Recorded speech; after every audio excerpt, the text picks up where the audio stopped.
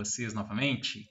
Então, esse vídeo ele vai ser um pouco mais curto, tá? Óbvio, do que o primeiro, né? Eu queria fazer algumas considerações antes de explicar a atividade que vai estar aqui, ó, né? Daqui a pouco vai aparecer aí para vocês, tá?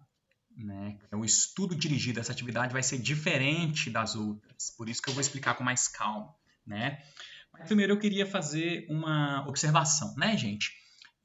O primeiro vídeo foi grande, né? 29 minutos, acho que deu quase 30, né?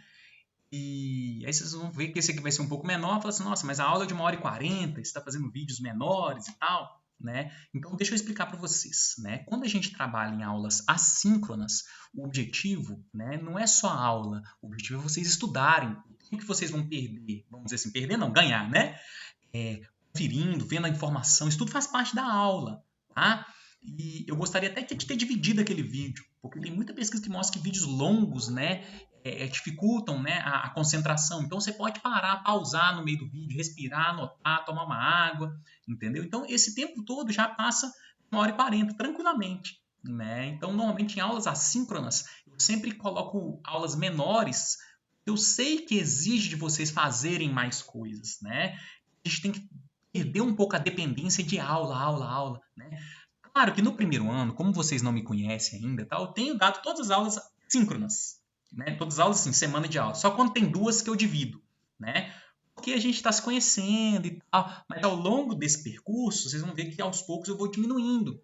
Porque vocês precisam começar a ter uma autonomia para poder pesquisar sozinho, poder, né, igual assistir essa aula, né, e não, peraí, eu vou ver o que o professor está explicando aqui, fazer as anotações, isso tudo faz parte, vamos dizer assim, do aprendizado também, não é só a aula, né, o aprendizado, tem muitas pesquisas, o vídeo do Peer que vocês viram, né, é muito mais pós-aula do que na própria aula, na aula você entende, né, você aprende mesmo é depois que você estuda sozinho em casa, né, a aula é um guia, direcionamento, para que vocês possam estudar depois, tá bom?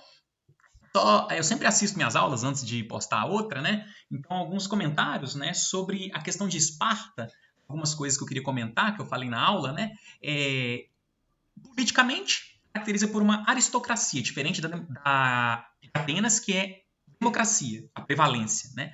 Só que aí lá no texto está falando oligarquia, né? Ah, porque Esparta tem uma oligarquia. Aristocracia e oligarquia, nesse caso, o mesmo sentido, que é uma elite, um estado de poucas pessoas governando muitos. Tá? Então essa que é a ideia dos espartanos. Outra coisa, né, interessante que em Atenas, o filme 300 mostra isso, né? Só aceitava pessoas... Atenas não, desculpa, Esparta, né? Só aceitava pessoas fortes. Se a pessoa nascesse com algum defeito, ela é jogada no desfiladeiro, né? É complicado, bem pesado isso, mas era Esparta, só aceitava gente forte, né?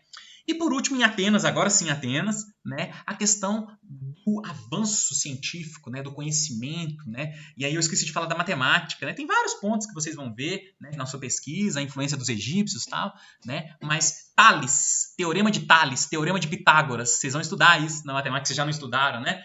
Tales e Pitágoras são de Atenas, né? São gregos, né? Tales de Mileto, perdão, Tales é Mileto, né? Mas Pitágoras, Atenas. É bem legal essa questão aí, né? E Platão e Aristóteles, né, seguidores de Sócrates também vão falar muito de política, né, da realidade que eles viviam, né? Vocês vão ver isso na filosofia. É bem legal, né? História é lindo, gente.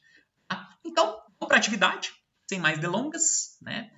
Primeiro ponto, primeira observação que eu coloquei, que eu vou até dar um enter aqui, para vocês verem isso aqui com calma, né? Observação, a atividade não é para mim, essa atividade. E tudo dirigido é para vocês, né? E tudo vocês precisam fazer para si, para vocês mesmos. Tá? Então, tipo assim, professor, você quer... senão vocês vão me perguntar muita coisa. Professor, você quer que fala disso? Você quer que faz assim? Você quer que faz assado? Né? Eu coloquei alguns tópicos aqui, expliquei algumas coisas, mas é preciso que, primeiramente, vocês façam. No momento que vocês lerem o que vocês estão fazendo, vocês entendam o que vocês estão lendo.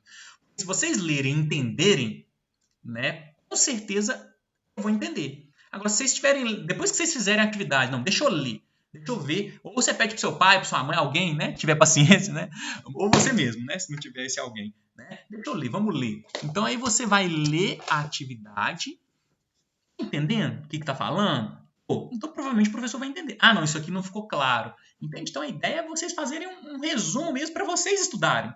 né? Para quando a gente for fazer uma prova, né, uma revisão, vocês terem esse material feito por vocês. Tá? Isso chama-se estudo dirigido. Eu vou dirigindo o estudo que vocês vão fazer.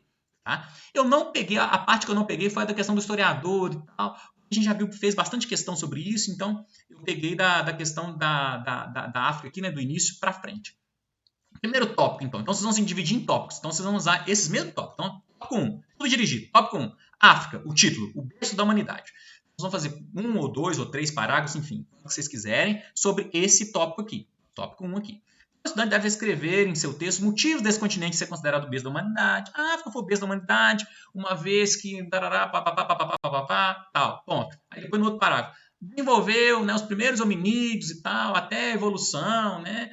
A gente sabe que, né, o ancestral comum do homem veio do macaco, essa coisa toda da evolução, né, até chegar no Homo sapiens, que é, né, a forma que, né, que vai ser colocada aí. Enfim, vocês podem citar Darwin aí, podem usar elementos da biologia, né, bem legal, não tem problema.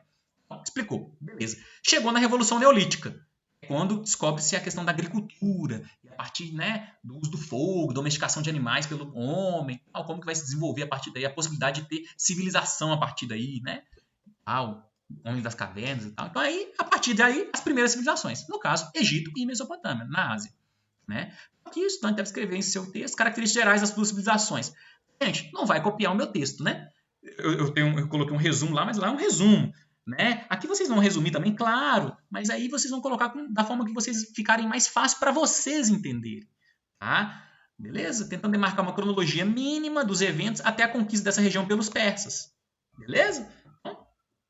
Cara, vocês vão fazer da forma que vocês acharem melhor. Ah, precisa colocar isso, professor, precisa colocar da forma que você fez. Vocês vão fazer da forma que vocês quiserem.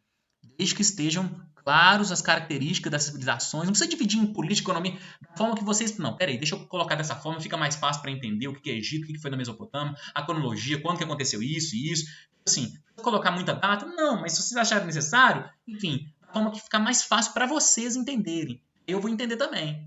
Então, senão vocês vão ficar perguntando muita coisa e tal. Enfim, semana que vem vai ter o horário de atendimento, né? Até falando do horário de atendimento, eu vou até postar no mural, né? Porque nós vamos ter aula segunda e quinta. Quinta vai ser assíncrona. Mas o horário de atendimento eu vou fazer na segunda. Tá? Vocês vão tirar o horário de quinta, porque é só um horário de atendimento só, que a direção falou, né? Quando tem dois dias de aula assim, você escolhe um dia e faz um horário de atendimento. Então, meu horário vai ser na próxima segunda, tá? E aí no horário que tiver lá no cronograma, mas de segunda-feira, tá? O horário de atendimento. Aí se vocês tiverem dúvida, eu vou estar lá, disponível, tá bom?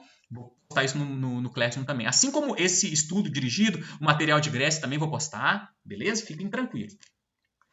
Crítica em relação, tópico 4, as periodizações históricas, né? Em especial a diferenciação entre a antiguidade oriental e clássica. Né? Por que não chama antiguidade oriental? Antiguidade ocidental. Por que a antiguidade ocidental é chamada de clássica? Né? Então, além de outras periodizações que vocês julgar necessário criticar, como Idade das Trevas como sendo Idade Média como Idade das Trevas, né? Os historiadores vão chamar, ou o termo Renascimento Cultural, né? Enfim, tem vários termos que você podem criticar, mas o que eu quero mesmo é esse aqui, ó, que tem a ver com a nossa matéria, tá? Esse aqui vocês precisam ter obrigatoriamente nesse tópico. Então, a Antiguidade Oriental foi esse período e tal, mas aí quando se coloca a Antiguidade Ocidental é clássica. Se Grécia e Roma fosse mais relevante do que a oriental. Por que acontece isso? Né? Essa questão do eurocentrismo, é bem legal isso aí, vocês, né, debaterem sobre isso. Tá? Da forma que fiquem claro para vocês. Influência da Antiguidade Oriental na Grécia, aí aquela pesquisa que eu pedi para fazer naquele texto, que vocês fizeram atividade, vocês vão colocar aqui, ó, influência do Egito e tal, na Grécia aconteceu isso, isso e isso, influenciou nisso, né? Vocês já fizeram uma questão, vocês já podem colocar aqui. Tá? É para ficar de forma mais organizada, um resumo para te ajudar na hora de fazer uma prova, né, que a gente vai fazer. Tá? Então, aí vocês vão entrar em Grécia. Mais ou menos a aula de hoje. Vocês vão tentar resumir a aula de hoje, que eu dei de 30 minutos ali. Localização. Aqui eu coloquei bem detalhado, assim, né? Vai ficar bem fácil. Primeiros povos, formação das comunidades gentílicas, diáspora, invasão dos dólares, período homérico, né? Formação da polis. Né? Polis é a cidade-estado, né? Esparta e Atenas são polis, né? Então, que vai ser Esparta, características gerais e depois de Atenas. Né? Aí você vai diferenciar. O 6.6 e o 6.7 pode ser um só, pode ser um tópico só. Você vai falar da característica da polis, você pode diferenciar Atenas e Esparta. Enfim, aí fica a seu critério, tá, gente? Não precisa, você não fica perguntando, professor, pode fazer assim? Pode fazer. Gente, desde que fique claro as ideias, né? Pode, tranquilamente. Não tem uma coisa fechada, não, entendeu? Ah, senão vocês vão ficar perguntando várias perguntas lá, e aí eu vou falar, gente, aí eu vou postar no mural, gente, façam da forma que ficar clara, tá bom? Aí vai chegar nas guerras médicas, né, na história, que os gregos vão vencer, depois a guerra do Peloponeso, uma vez que Atenas vai virar imperialista, isso vai gerar a reação de Esparta, aí guerra interna, né? E vai gerar o domínio macedônico, período helenístico de Alexandre o Grande, enfim. Né? E o legado grego.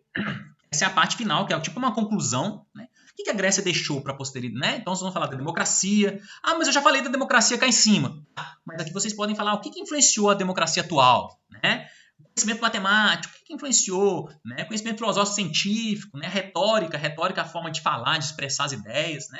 Bem legal, né? E as Olimpíadas, né? A mitologia, né? Bem legal, enfim, tá? Então, aí, né? Eu vou colocar isso aqui igual estava, né? Para ficar bonitinho aqui, para finalizar no final da página, tá bom? Né? Mas não esqueçam que não é para mim, mas é para vocês esse estudo. Tá bom, galerinha? É isso aí. Um grande abraço para vocês, né? E eu encerro a aula aqui. Valeu demais, gente!